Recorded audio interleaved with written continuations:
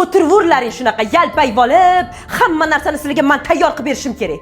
Dadalaringga aytgandim, pul tikmang deb. Pul tikdi-yu, bankrot bo'ldi. Hammasi meni bo'ynimga qolib ketdi. Sizlarni uzatisham, yedirisham, kiydirisham, ichirisham shunaqami? Hammasi jonimga tegib ketdi, jonimga tegdi. Oyi. Agar o'shanda dadamga dalda bo'lib, og'ir paytlarda yonlarida turib, dalda bo'lganingizda edi. Biz hozir otasiz o'smagan bo'lardik. Men sizdek ona bo'lmayman. Hech qachon. Yaxshi ham vaqtida ajrashib ketganlar. O'sha alkash er bilan yashash qiyin bo'larmidi? Biz ham qanaqa kun kechirgan bo'lardik? Otamizdan uyalib yurgan bo'larmidik? Oyi, haligi Murod akam bilan kecha yana ko'rishgandik. Sovchilarni jo'natmoqchilar.